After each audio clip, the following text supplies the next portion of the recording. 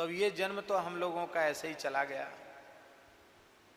ऐसा कुछ अनुग्रह कर दो कि अब हमको किसी जन्म में दरिद्र न होना पड़े, हम धर्मनिष्ठ हों, सदाचारी हों, गौ ब्राह्मण संत माता पिता अतिथि इनके पूजक हों, देवताओं में श्रद्धा रखने वाले हों, सदाचारी धर्मनिष्ठ हों और धनवान भी हों।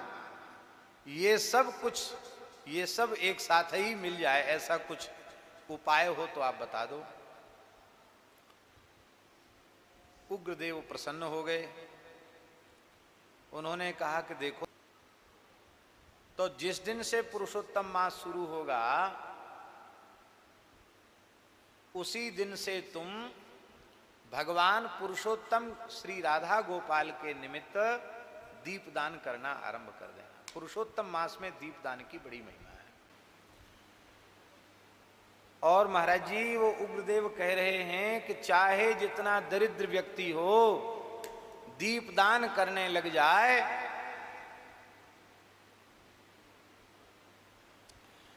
चाहे जितना दरिद्र व्यक्ति हो दीपदान करने लग जाए तो फिर उसकी दरिद्रता नहीं रह जाएगी। कान खोलकर सुन लो, कर्ज में परेशान हो, धंधा व्यापार नहीं चल रहा है, बड़ी परेशानी है बात बात में, तो इसी निमित्त तुलसी की सूखी लकड़ी को घी में डुबा करके और भगवान के सामने भारतीय वेद लक्षणा गाय का घी, प्रामाणिक रूप से गाय का घी हो, ऐसा घी आप दीपक जलाना शुरू कर दें भगवान के सामने। थोड़े दिन में सब संकट के बादल छट जाएंगे और बढ़िया समय आ जाएगा, ये पक्की बात है। इसलिए महाराज जी लिखा है कि रमा वृद्धि करम नृणाम, दीपदान से लक्ष्मी वृद्धि होती है।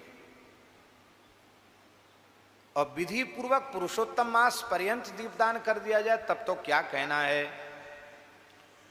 वेदोक्त जितने कर्म हैं, वेदोक्त जितने दान हैं, वो सबका पुण्य एक साथ मिला दिया जाए और पुरुषोत्तम मास में एक बार श्रद्धा पूर्वक दीपदान कर दिया जाए तो पुरुषोत्तम मास के दीपदान के 16वें अंश की बराबरी वे सारे शुभ कर्म दान पुण्य आदि मिलकर नहीं कर सकते। इतनी महिमा इस महीने में दीपदान की है। संपूर्ण तीर्थों में स्नान कर ले, संपूर्ण शास्त्रों का मूल पारायण कर ले तो भी पुरुषोत्तम दीपस्य कलाम नारहंति षोडशी, पुरुषोत्तम मास में दीपदान की 16वीं कला की बराबरी नहीं होगी। सारे योग ज्ञान सांख्य तंत्र उनका अनुष्ठान कर ले, उससे जो पुण्य होगा उसका पुण्य और पुरुषोत्तम मास में दीपदान का पुण्य उसके 16वें अंश की बराबरी नहीं कर सकता। तप्त कृच्छ चांद्रायण आदि व्रत भी पुरुषोत्तम मास में किए गए दीपदान के 16वें अंश की बराबरी नहीं कर सकते।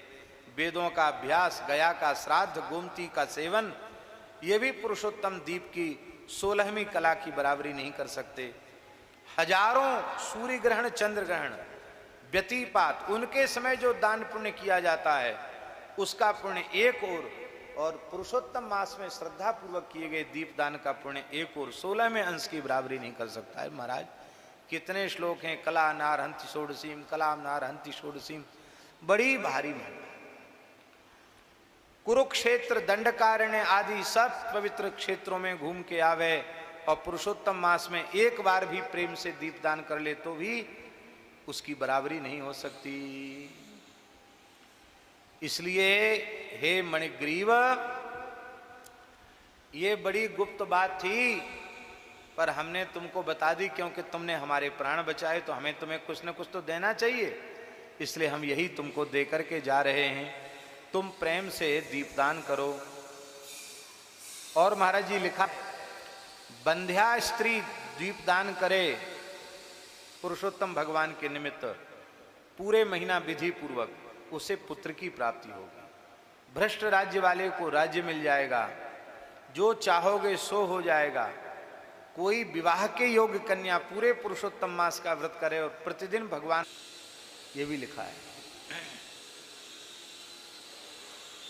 विद्यार्थी को विद्या की प्राप्ति, सिद्धि की कामना वाले को सिद्धि की प्राप्ति, खजाना हमारा बढ़ जाए, ऐसी किसी की इच्छा हो तो उसको खजाने की प्राप्ति, और जिसको कोई कामना न हो तो मोक्षार्थी मोक्ष मापनुयात, मोक्षार्थी को मोक्ष मिल जाएगा। और मोक्ष भी नहीं चाहेगा तो कृष्ण प्रेम प्राप्त हो जाएगा, भगवान का प्रेम प्राप्त हो, धन्य अति धन्य हो जाएगा। इसलिए पवित्र होकर स्नान करके, पवित्र होकर के दीपदान करे, ऐसा कहकर के उग्र देव नाम के ऋषि तो चले गए।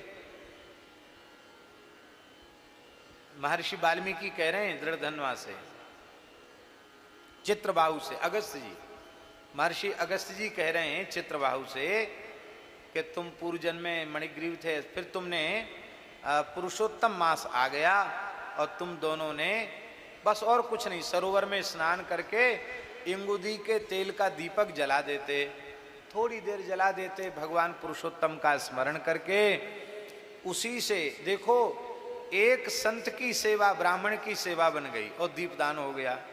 इतने से ही तुम्हारे सारे पाप नष्ट हो गए और तुमने बहुत लंबे समय तक स्वर्ग में पुण्य का भोग किया। तुम्हारे मन में धन वैभव संपत्ति की कामना थी, इसलिए तुम्हारा दूसरा जन्म हो गया और तुम बड़े प्रतापी राजा हुए चित्रबाहु नाम से। चंद्रकला जैसी तुम्हारी पत्नी हुई। ये सब पूर्व जन्म में किए गए इंगुदी तेल के भी दीपक से आपने भगवान को दीपदान किया, उसकी ये महिमा है। अकंटक राज्य, सब कुछ अनुकूलता प्राप्त हो गई। फिर किम पुनः सर्पिषा दीपम तिल तैलेन वा पुनः यक करोति ह्यखंडम वै श्री मासे पुरुषोत्तमे। फिर कोई पुरुषोत्तम मास में अखंड दीप की स्थापना कर दे, दीपदान तो रोज करे ही, पर जिस दिन पुरुषोत्तम शुरू हो उसी दिन अखंड दीप की स्थापना करके अंतिम मास पर्यंत अखंड दीप चले, तब तो उसका कहना ही क्या है। बोलो भक्तवत्सल भगवान की। तो शाम को दीपदान अवश्य करना चाहिए, हो सके तो सभी लोगों को दीपदान। यहाँ तो यमुना जी करे आओ, गोपेश्वर करे आओ, पीपल के नीचे कर दो, कहीं कर दो, मलुकदास जी की समाधि के निकट कर दो, क्योंकि सर्वत्र भगवान विराजमान है, ब्रजभूमि है, दीपदान अवश्य करना चाहिए। बोलो भक्तवत्सल भगवान की जय। जोगनी खुद हैं कबीर जी, जोगिया ठाकुर जी। हाँ, तन मन प्राण को एक करके श्री ठाकुर जी में लग जाओ,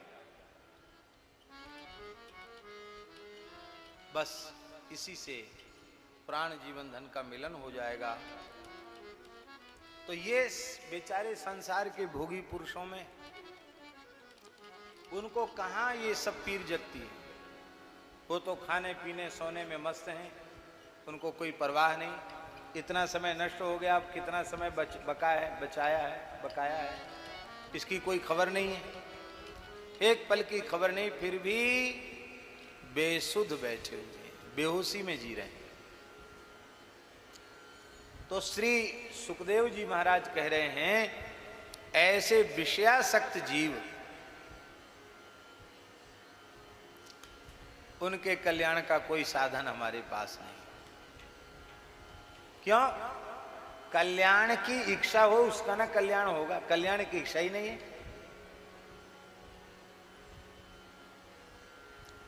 अपश्यता मात्म तत्वम गृहे सुगृह मेधिनाम। वे ग्रहासक्त पुरुष आत्म तत्व को तो पहचानते ही नहीं। इसलिए महाराज जी उपनिषद में लिखा है, आश्चर्यो वक्ता, भगवान के संबंध में कुछ भी कहने वाला व्यक्ति संसार का एक आश्चर्य है। उपनिषद में लिखी ये बात, वेद भगवान कह रहे हैं, आश्चर्यो वक्ता,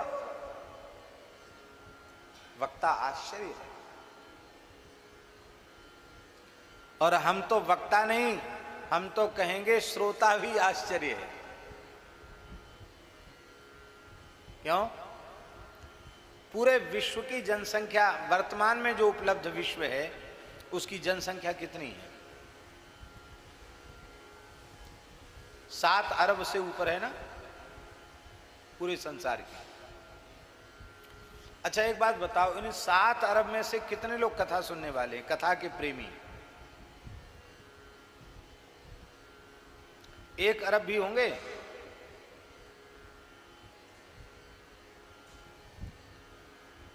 पूरे संसार में गिनती करो तो 1 करोड़ भी कथा प्रेमी मिल जाएं तो बहुत बड़ी चीज समझो। नहीं, 1 करोड़ भी नहीं है, भले बड़े से बड़े विश्व प्रसिद्ध वक्ता हों, 1 करोड़ भी सुनने वाले लोग नहीं। और सुनते हैं तो फिर हम निवेदन करते हैं जिस श्रद्धा से, जिस ईमानदारी से सुनना चाहिए उस ईमानदारी से नहीं सुनते।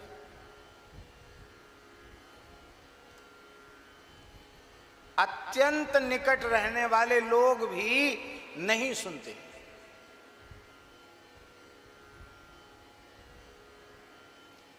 लेकिन उनके दुर्भाग्य पर कई बार हमको रोना आता है।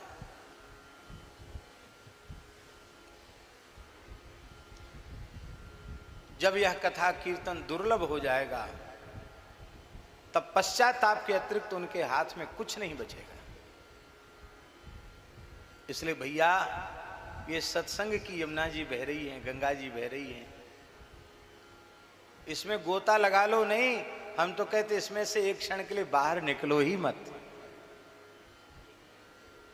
किसी घड़े में हजारों छेद हों और हम दें कि ले भोले शंकर जी ले आओ जमुना जी का जल भर लाओ, आप ला सकते हैं जल भर के? उस हजारों छिद्रों से युक्त घट को यमुना जल से परिपूरित रखने का एक ही साधन है कि उस घट को यमुना जी में ही डुबाकर रखो। ये हम लोग जो है ना वो हजारों छिद्रों वाले घड़े के जैसे हैं। ज्ञान वैराग्य भक्ति का रस बार बार बाहर निकल जाता है। भैया बाहर निकलो गाय को,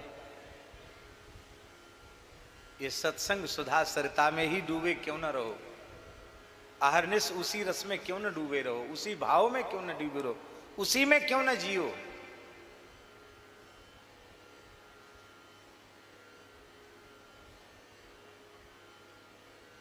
भगवान के संबंध में बताने वाला भी आश्चर्य, भगवान के संबंध में पूछने वाला भी आश्चर्य। जिज्ञासा का अभाव होने के कारण विषयी पुरुषों के कल्याण में संदेह बना रहता है। जिज्ञासा यदि उनके मन में उत्पन्न हो जाए उनके कल्याण में फिर संदेह नहीं है। कल्याण की जिज्ञासा, कल्याण की कामना जिस भाग्यशाली के मन में आ गई है उसे 3 साधन करने चाहिए।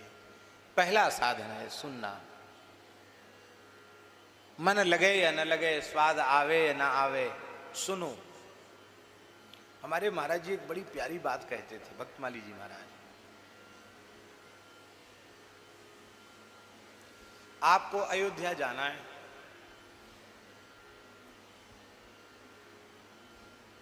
आप स्टेशन पर पहुंच गए, आपने टिकट काटने वाले से टिकट मांगी, पैसा दिया, टिकट मिल गया। अब आप टिकट खरीदने के पहले ही तर्क वितर्क करने लग जाओ, हम अयोध्या पहुंच जाएंगे कि नहीं। अरे भले आदमी, टिकट तुम्हारी जेब में है तो ट्रेन में बैठो, पहुंचे, ट्रेन तैयार खड़ी है, पहुंच जाओगे। फिर वो पूछे कि तुम हमको टिकट अयोध्या का कैसे दे सकते हो, तुमने अयोध्या देखी है? गए अयोध्या? कनक भवन बिहारी जी का दर्शन किया तुमने? बोले हम तो नहीं गए। अरे जब तुमने खुद ही अयोध्या नहीं देखी तो हमको अयोध्या का टिकट देकर अयोध्या कैसे भेज सकते हो? ऐसा तर्क वितर्क करने वाला व्यक्ति न तो ट्रेन में चढ़ पाएगा, न टिकट ले पाएगा, न अयोध्या जी पहुंच पाएगा। टिकट काटने वाले ने भले ही अयोध्या कभी न देखी हो पर अयोध्या का टिकट उसके पास उपलब्ध है। महाराज जी कहते थे ये सत्संग की खिड़की पर ठाकुर जी के चरणों तक पहुंचने का टिकट मिलता है। कहने वाले ने भले ही कभी ठाकुर जी को न देखा हो, स्वप्न में भी न देखा हो, पर व्यास, वाल्मीकि, सूर, तुलसी, मीरा इनकी पवित्र वाणी वो कहते हैं। तो ये सब टिकट है भगवान के चरणों तक पहुंचने का। आप श्रद्धा पूर्वक लो, समर्पण की पूंजी दे करके श्रद्धा और प्रेम पूर्वक भगवत चरणों में पहुंचने की जो व्याकुलता है उसका टिकट ले लो और सत्संग की ट्रेन में चढ़ जाओ तो आप पक्का अयोध्या पहुंच जाओगे, इसमें कोई संदेह। कितनी प्यारी बात। इसलिए मत कहो कि ये इन्होंने तो अयोध्या देखी नहीं, ये भगवत प्राप्ति की बात करते हैं, कैसे हमको भगवान की प्राप्ति। हमें भाई नहीं भाई, ये राम जी जाने, गुरुदेव जाने। लेकिन यदि, क्योंकि हम नहीं बोल रहे हैं, ये जो कुछ है ये व्यास वाणी है, सुखदेव जी की वाणी है, इनकी वाणी में विश्वास आप करेंगे तो आपको निश्चित भगवत प्राप्ति होगी, इसमें संदेह नहीं। इसी जन्म में होगी, इसी शरीर से होगी, इसमें भी संदेह नहीं। बस ईमानदारी से स्वीकार कर लो, दृढ़ता से मान लो, काम बन जाएगा। हे राजन, चाहे कोई साधक सांख्य के पथ पर चले या योग के पथ पर चले या स्वधर्म निष्ठा के पथ पर चले, अर्थात चाहे ज्ञान योग का आश्रय ले, चाहे भक्ति योग का आश्रय ले, चाहे कर्मयोग का आश्रय ले, सारे साधनों की चरम परिणति इसमें है कि मृत्यु के अंतिम क्षण में भगवान की याद आ जाए, भगवान से ऐसा प्रेम हो जाए कि भगवान की याद आ जाए।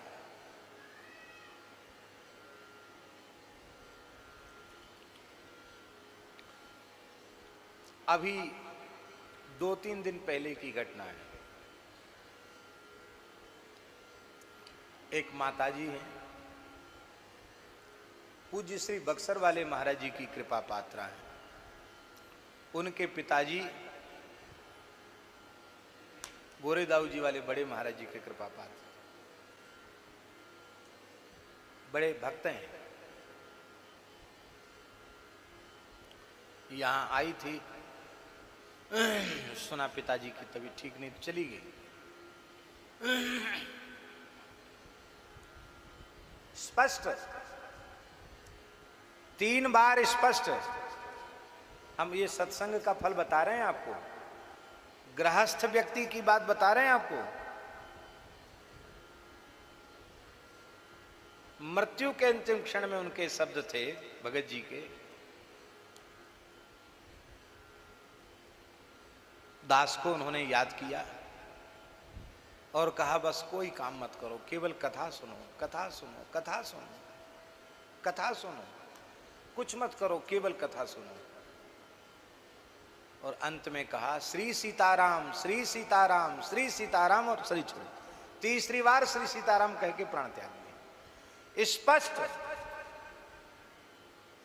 एक किसका फल है ये? भैया चाहे किसी रास्ते पे चल के जाओ, अंतिम क्षण में भगवान की याद आ जाए। जो प्यारा होगा उसी की याद आएगी। संसार प्यारा होगा तो मरते समय हाय बेटा, हाय पोता, हाय बहू। कई परिवारों में लोग मरने लग जाते हैं ना, लोग घेर लेते हैं इकट्ठे।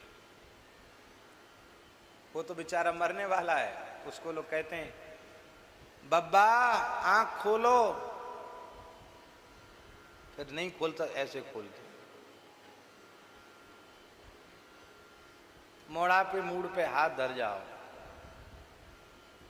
थोड़ा बहू को देख लो। अब वो भीतर उनके कितना प्रेम है तो भगवान ही जाने। रोने लग गए। वो बेचारा सोचता है कि अरे राम राम, देखो कितने लोग दुखी हो रहे हैं। तो उनका रोना गाना देख करके मोह में फंस करके अब बस जीवन। अरे कम से कम मरते समय तो घेर कर कीर्तन करो, ये भी नहीं होता। पोता को देख जाओ, पोती को देख जाओ, उसके सिर पे हाथ धर जाओ, नाती के सिर पे हाथ धर जाओ। अरे भैया हाथ धरते धरते तो मृत्यु का समय आ गया, अब कितना हाथ धरे मूड पे भाई? अब तो राम राम करो। नहीं, राम राम नहीं करो। एक ही एक सिखावत जपत न आप, तुलसी नाम प्रेम कर बाधक पाप। बरवे रामायण में गोस्वामी जी ने कहा। पहला काम है सुनो। सुनना आ जाएगा तो भगवान मिलेंगे, पक्की बात है। भगवान की प्राप्ति का पथ सरल हो जाएगा। यदि हम एक वाक्य में भगवत प्राप्ति की बात कहें, वह एक वाक्य में भगवत प्राप्ति है श्रवण। श्रवण के बिना भगवत दर्शन की व्याकुलता जगती ही नहीं। श्रवण के बाद है कीर्तन। श्रोतव्यः कीर्तितव्यश्च। श्रवण करें, कीर्तन करें। इसके दो अर्थ हैं। एक अर्थ तो यह है कि श्रवण रूप साधन के पश्चात जो समय बचे उसमें कीर्तन करें। दूसरा अर्थ यह है कि श्रवण हमने किया, यह तभी माना जाएगा जब श्रवण के अनंतर कीर्तन होगा। 3 घंटे 4 घंटे कथा सुनी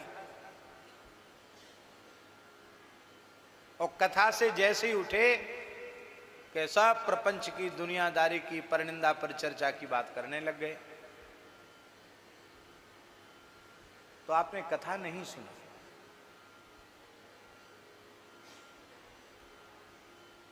भैया जी, इन कान रूपी पुटकों में भर भर करके कथा रस इतना पियो, इतना भरो, भरे निरंतर हो ही न पूरे, कि हृदय में ऐसे लबालब भगवत भागवत चरित्र भर जाएं कि जब वाणी फूटे, जब वाणी प्रस्फुटित हो, तो या तो ठाकुर जी की कोई लीला निकले या किसी भक्त का चरित्र निकले, और कुछ वाणी से निकले ही नहीं। कीर्तितव्यश्च। तीसरा साधन है स्मर्तव्यः, स्मरण करें।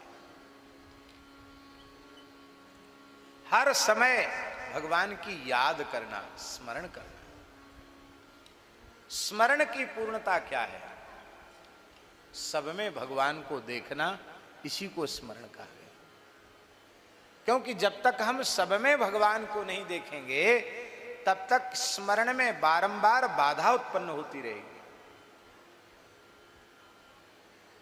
आप भजन कर रहे हैं, राम राम राम राम राम राम राम राम राम राम, कुत्ता आया सामने, तो हमारे मन ने, हमारी बुद्धि ने, हमारी आंख ने कहा ये कुत्ता है। इसका मतलब क्या हुआ कि राम जी भूल गए और कुत्ता स्मृति में आ गया। इसलिए स्मरण की सिद्धावस्था श्री नामदेव जी महाराज ने प्राप्त की। अग्नि की लपटों में विठ्ठल को देख लिया, कुत्ते में पंढरीनाथ जी को देख लिया, प्रेत में भगवान को देख लिया। ये है सच्चा स्मरण। प्रहलाद जी ने स्मरण की सिद्धावस्था को प्राप्त किया, सर्वत्र भगवान का दर्शन किया। एक और बात कह रहे, 3 साधन है। कौन कौन? श्रवण, कीर्तन और स्मरण।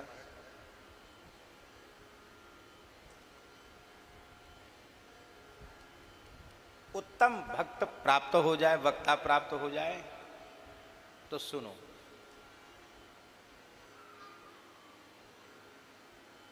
उत्तम श्रोता उपलब्ध हो जाए तो सुनाओ, कीर्तन करो।